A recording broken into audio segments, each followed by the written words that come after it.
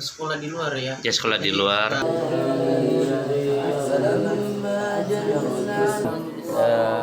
Terutama dalam segi doa supaya Yayasan Pemidenias ini dan apapun. Nah, itu kita dawamkan, kita biasakan. Kalau kita sudah membiasakan itu, berarti kita ada harapan bisa Allah sampaikan kita di bulan suci Ramadan. Ini perlu. Nah, tapi kalau seandainya kamu tidak melantunkan ini doa, melantunkan ini, nanti kamu ketika pada saat ini, saat mau berpuasa, itu disitulah rata-rata santri sekalian akan luntur semangat itu. Karena tadi tidak ada rogobahnya, tidak ada harapan. Jadi makanya dalam kita sebagai orang yang beriman itu, orang Islam adalah namanya at-taghrib wa tahrib. At-taghrib raghabah. Jadi harapan. Ada harapan seseorang akan dia bisa masuk pada satu fase tertentu, dan kemudian tahrib ada sebuah ancaman. Kalau seandainya saya tidak mengamalkan ini, aku rugi. Kalau seandainya aku membatalkan puasa ini, aku tentunya berdosa kepada Allah. Nah, yang kemudian tips yang selanjutnya para santriku sekalian mata Allah Subhanahu wa taala dan saudara-saudariku dimanapun Anda berada. Apalagi bagi saudara-saudari yang masih belum berkeyakinan kuat terhadap pahala yang dijanjikan Allah Subhanahu wa taala. Apa itu pahala? Pahala yang dijanjikan Allah Subhanahu wa taala yaitu satu, ketika di Ramadan itu dilipat gandakan pahala oleh Allah. Kedua, diangkat derajat Allah Subhanahu wa taala. Kemudian ketiga, ya, kita akan diberikan umur yang panjang. Ini anak santri supaya umpamanya ini. Jadi salah satu namanya Lailatul Qadar. Orang yang baik amalnya di 10 akhir Ramadan itu, ya. Orang yang dia istiqomah, maksudnya seperti itu. Dia istiqomah karena dia tadi sudah beramal banyak ketika dari Ramadan pertama hingga akhir, nah, maka itu kita akan bisa makan. Ini kelebihan umatnya baginda Rasulullah Muhammad SAW. Kita bisa disamakan umur kita itu seumur umatnya Nabi Nuh dahulu. Umurnya Nabi Nuh dahulu, kalian tahu para santri. Umur mereka para umatnya Nabi Nuh itu mencapai 900 tahun, ya. Ya. Kalau Nabi Nuh sendiri itu 950 tahun. Panjang kan? Nah, ketika dipanjangkan umurnya Allah Subhanahu wa taala, akhirnya lah umurnya itu berkah. Bukan berarti umpamanya contohnya ini, contoh. Qadarullah, Allah Subhanahu wa taala memanggil si fulan, ya kan?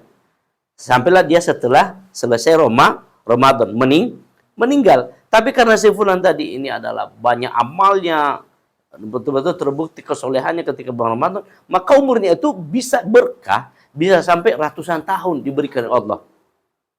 Ya, dalam ratusan tahun itu maka dia pun pahalanya berlipat ganda. Nah itu, jadi santri sekalian harus memahami dan bisa kamu mengasih tahu, kamu juga memberitahu dan menginformasikan pada keluargamu tentang hal yang seperti ini agar mereka punya niat yang tulus, niat yang kuat dalam beribadah kepada Allah di bulan Ramadan. Oke, sudah berapa tadi poin yang perlu yang udah tiga, ya kan? Apa namanya? Doa. Nah, kemudian sesantri sekalian, setelah kalian melaksanakan 3 tips ini, yang tips keempat, ya para saudara dirahmati Allah Subhanahu wa taala.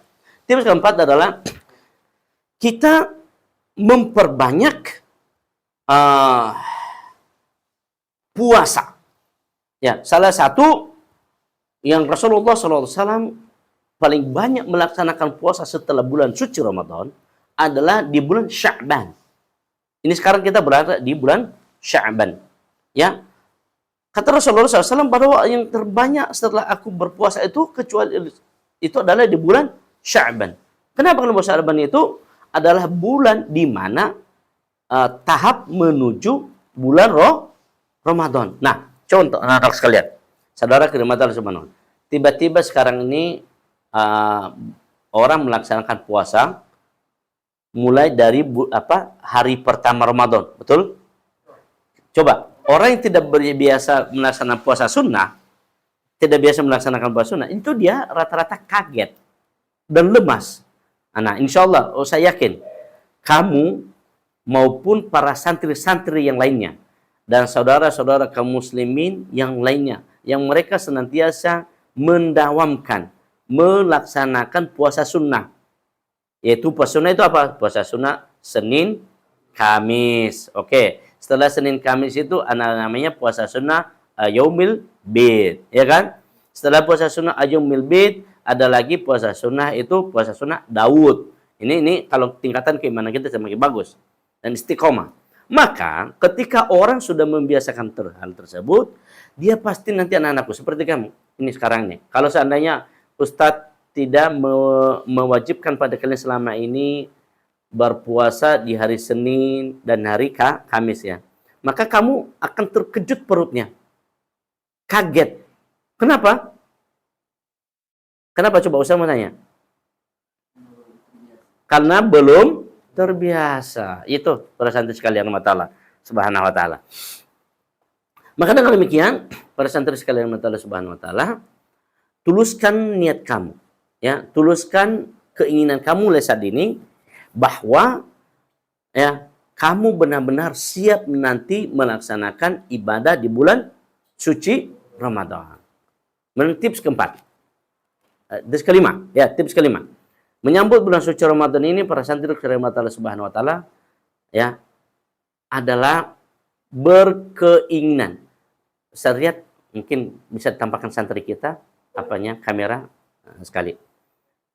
Ya, ya, saudaraku rahmatullah, bila ingin melihat para santri kami di yayasan kami ini, mereka akan kami tampilkan ya para santri kami ini mereka yang ikut kajian ya para santri. Coba di dada dulu para santri. Assalamualaikum semuanya. Ya semuanya. Ayat di dada para pemirsa. Assalamualaikum.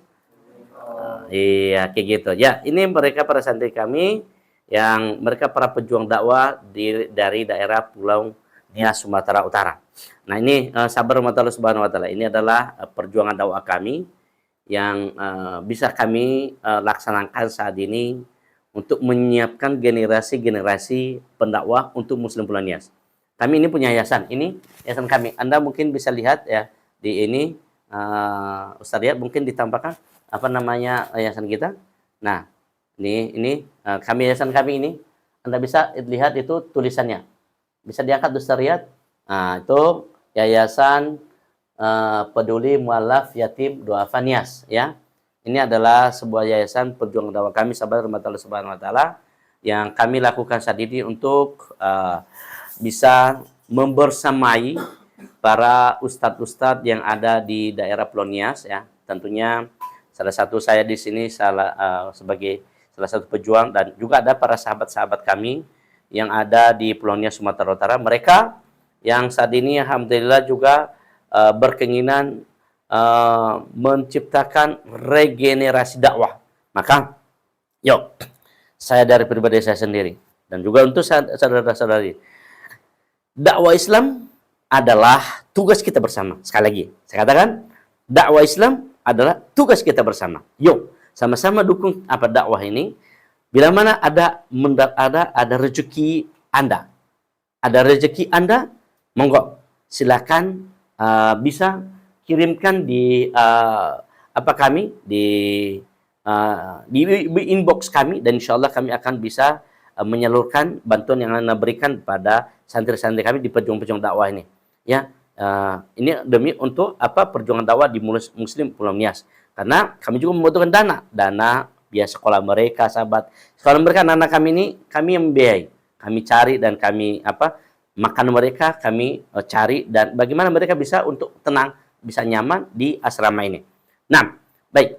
Sahabat Allah Subhanahu wa taala, itu saja ajakan dari kami, semoga dapat bisa tersentuh hati-hati Anda. Kami lanjutkan kajian kami, sahabat Allah Subhanahu wa taala. Apa tadi para santri? Tips yang kelima apa? Tips kelima adalah menyiapkan ini